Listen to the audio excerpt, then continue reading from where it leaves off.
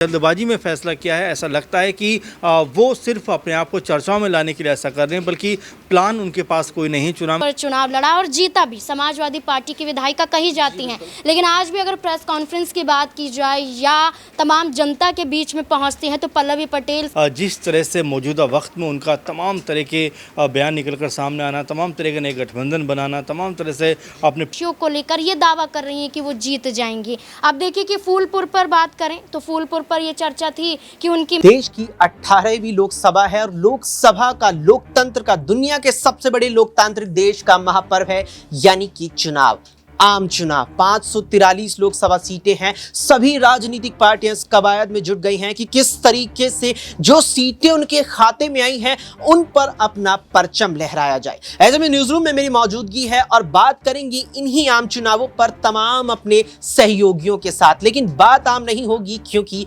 बात जरूरी है। नमस्कार, SPN 9 न्यूज आप देख रहे हैं, आपके साथ मैं हूं अक्षय अग्रवाल।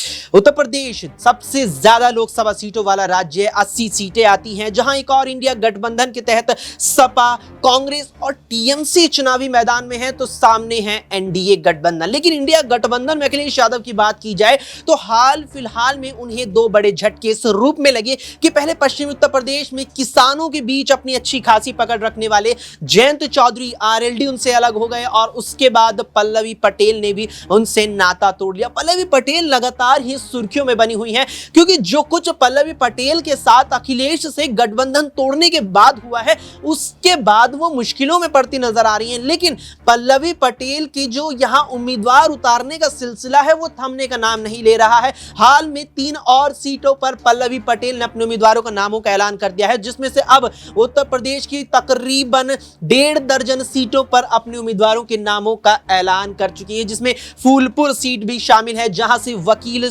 यहां हाईकोर्ट की वकील है महिमा पटेल, उन्हें चुनावी मैदान में उतारा है। ऐसे में पल्लवी पटेल को लेकर तमाम सवाल हैं और उन तमाम सवालों पर चर्चा करेंगे, बात करेंगे न्यूज रूम में अपने तमाम सहयोगियों से। लेकिन इस बीच बताते चलें कि जिस तरीके से पल्लवी पटेल यहां पर उम्मीदवार उतारने में लगी हुई है, जबकि कोई एक प्रमुख चुनाव चिन्ह उनके पास नहीं है, जो चुनाव आयोग ने जब उनका यहां जब्त कर लिया था चुनाव चिन्ह, जिसका कारण महज इतना था कि अपनी राजनीतिक दल, अपनी पार्टी का यहां आर्थिक आय का ब्यौरा पेश नहीं किया था, उसके बाद उन्हें लगातार झटके लगे। ऐसे में सवाल रहेगा हमारी सहयोगी नाजमीन से। नाजमीन, जो झटके लगातार पल्लवी पटेल को लगे हैं, खास तौर पर अखिलेश से अलग होने के बाद, उसके बाद वो लगातार ही यहां जो तमाम सीटें उन पर प्रत्याशी उतारने में जुटी हुई है। चुनाव चिन्ह नहीं है, यहाँ पर निर्दलीय की बातें हैं कि निर्दलीय में सब नामांकन भरेंगे। हाल में 3 और सीटों पर प्रत्याशियों के नामों का ऐलान किया है, जिसमें फूलपुर सीट भी शामिल है।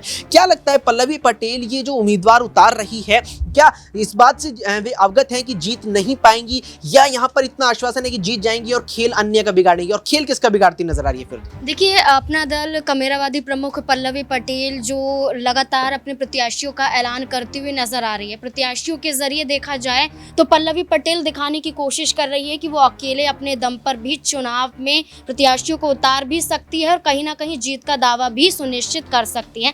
लेकिन जहां तक समीकरण की बात की जाए तो पल्लवी पटेल ये भी सोच रही है कि वो एक एक करके प्रत्याशियों का ऐलान कर देंगी, जीते ना जीते, लेकिन ये जरूर होगा कि वो समाजवादी पार्टी से अलग हटकर चुनाव लोकसभा का लड़ती हुई नजर आई। 2022 में विधानसभा चुनाव पल्लवी पटेल ने समाजवादी पार्टी के साथ मिलकर लड़ा, उनके सिंबल से सिराथू सीट पर चुनाव लड़ा और जीता भी। समाजवादी पार्टी की विधायिका कही जाती हैं, लेकिन आज भी अगर प्रेस कॉन्फ्रेंस की बात की जाए या तमाम जनता के बीच में पहुंचती हैं तो पल्लवी पटेल सीधे तौर पर इनकार कर देती हैं कि वो समाजवादी पार्टी की विधायिका नहीं है, वो अपना दल कमेरावादी की विधायिका है। अभी भी पल्लवी पटेल की बात करें तो सिराथू सीट से ना उन्होंने इस्तीफा दिया है और ना ही वो अपने प्रत्याशियों को लेकर ये दावा कर रही है कि वो जीत जाएंगी। अब देखिए कि फूलपुर पर बात करें तो फूलपुर पर ये चर्चा थी कि उनकी मां कृष्णा पटेल को उतारा जा सकता है। चर्चा तो ये भी थी कि वो खुद यहां से चुनाव लड़ सकती थी।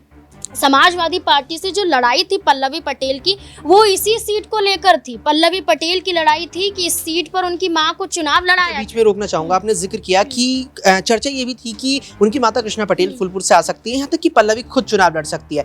ऐसे में माता कृष्णा पटेल का नाम देखने को सूची में नहीं मिला है और पल्लवी भी कहीं से लोकसभा चुनाव नहीं लड़ रही है। मुख्य पल्लवी का क्या कारण हो सकता है? देखिए पल्लवी पटेल का जैसे मैंने कहा कि अपनी मां को आगे कर रही थी, उस दौरान समाजवादी पार्टी ने कहा कि ठीक है कि उनकी मां को चुनाव लड़ाएंगे, लेकिन समाजवादी पार्टी के सिंबल से चुनाव लड़ेंगी कृष्णा पटेल। लेकिन पल्लवी पटेल को ये पसंद नहीं आया। उनको ये था कि चुनाव लड़ा जाए तो वो अपना दल की वजह से लड़ा जाए, उनके सिंबल से लड़ा जाए, उनकी पार्टी के सिंबल से लड़ा जाए, क्योंकि वो चाहती थी कि लोकसभा चुनाव में कुछ सीटें तो वो अपने खाते में कर सके, जो ये साबित कर दे कि अगर वो किसी भी दल के साथ जुड़ती हैं तो वो दल मजबूर हो जाए पल्लवी पटेल को अपने साथ जोड़ने के लिए, और अगर वो उनसे दूर भी होती हैं तो तमाम शर्तें रख पाए। समाजवादी पार्टी के सामने कितनी शर्तें रखी पल्लवी पटेल ने। राज्यसभा के चुनाव के दौरान शर्तें रखी, पीढ़ी विचारधारा को लेकर ये भी कहती हुई नजर आई कि खून में गद्दारी नहीं है, ये भी कहती हुई नजर आई कि अखिलेश यादव धोखा दे रहे हैं, अपनी मां को भी आगे करना चाह रही थी, विधान परिषद के चुनाव में भी अपनी मां को आगे करना चाह रही थी।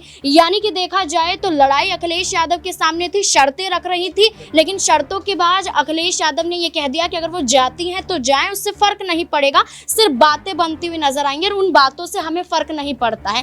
अगर यहाँ पर कुछ सीटें पल्लवी पटेल के पास होती तो जरूर समाजवादी पार्टी की तरफ से सोचा जा सकता था, लेकिन पल्लवी पटेल उत्तर प्रदेश में वो मजबूत स्थिति में नहीं है जो उनकी बहन अनुप्रिया पटेल है। आप देखिए एनडीए का हिस्सा है, मिर्जापुर से सांसद हैं, फिर से चुनाव लड़ सकती हैं, लेकिन पल्लवी पटेल का अस्तित्व नजर ही नहीं आता है। तो ऐसे में पल्लवी पटेल को पहले अपनी स्थिति को मजबूत करना पड़ेगा। ऐसे में प्रत्याशियों का ऐलान वो बेशक कर दे, लेकिन अगर एक भी प्रत्याशी नहीं जीत पाया तो वापस समाजवादी पार्टी के पास जाने के अलावा पल्लवी पटेल के पास कोई और रास्ता नहीं बचता। बिल्कुल, यहाँ पर कोई और रास्ता नहीं बचता और अखिलेश कहते नजर आए थे कि जाती हैं तो जाएं।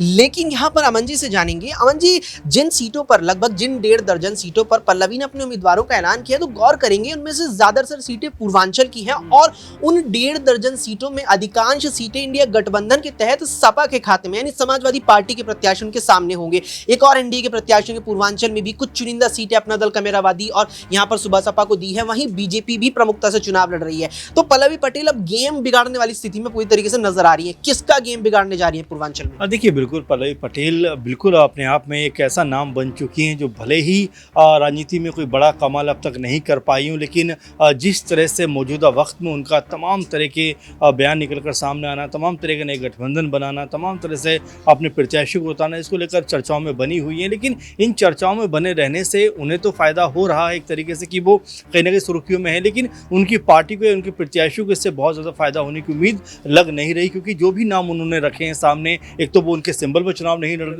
जो है चुनाव में जाना, ये उनके लिए बहुत समस्या की बात है। साथ में उनका जो चुनाव चिन्ह तक जब्त किया गया या उनको नहीं दिया गया, ये उनके लिए एक और प्रॉब्लम की बात होगी। और देखिए चुनाव से एन वक्त पहले जिस तरह से उन्होंने तय किया कि चुनाव में उनको जाना है, अकेले दम पे जाना है और एक तरीके से अपने प्रत्याशियों का कह सकते हैं कि अनाउंसमेंट करना है, लेकिन जो तैयारी है वो कहीं ना कहीं उनकी इस पूरे के पूरे प्रोसेस में नज़र नहीं आ रही। इसीलिए लगातार उनका जो कह सकते हैं दावा है वो खोखला साबित हो रहा है। तमाम सीटों पर प्रत्याशी उतारना एक बात है अक्सर, लेकिन उन प्रत्याशियों में कितनी दम है, कितनी ताकत है, मजबूती है, ये भी होना बहुत ज़रूरी, क्योंकि आप रातों रात किसी प्रत्याशी को जो है उतार कर ये उम्मीद नहीं कर सकते कि वो एक तरीके से आपको जीत दिला सकता है या फाइट में भी आ सकता है, क्योंकि उसके लिए आपको एक प्रॉपर प्लानिंग की ज़रूरत होती है, प्रॉपर तरह से आपको इलेक्शन की तैयारी पहले से करनी पड़ती है। लेकिन पल्लवी पटेल ने जिस कह सकते हैं जल्दबाजी में फैसला किया है, ऐसा लगता है कि वो सिर्फ अपने आप को चर्चाओं में लाने के लिए ऐसा कर रहे हैं, बल्कि प्लान उनके पास कोई नहीं चुनाव में जाने का। इसीलिए उनके जितने भी प्रत्याशी हैं, कई के तो कह सकते हैं पर्चे तक निरस्त हुए हैं। तो ऐसे में आप समझ सकते हैं कि तैयारी कितनी अधूरी सी लग रही है। तैयारी अधूरी से लग रही है, क्योंकि जिस तरीके से जिस तेजी से पल्लवी पटेल उम्मीदवार उतार रही है तमाम सीटों पर, मानो वो उम्मीदवार नहीं, सीधे उन्हें वहां से सांसद बनाकर सदन पहुंचा रही हो। अब यहां पर सवाल ये बना रहेगा कि पल्लवी पटेल पूर्वांचल की जिन सीटों पर अपने प्रत्याशी उतार चुकी हैं और आगे जितनों पर उतारने वाली हैं, वहां प्रमुखता से किसका खेल बिगाड़ेंगी? कि अखिलेश यादव की चिंताएं बढ़ाएंगी या चुनौतियां भारतीय जनता पार्टी की बढ़ाएंगी? क्या कुछ इस पर आपकी राय है? कमेंट सेक्शन में कमेंट करके हमें जरूर बताएं। फिलहाल के लिए इतना ही। देश और दुनिया की तमाम खबरों के लिए देखते रहें SPN 9 न्यूज।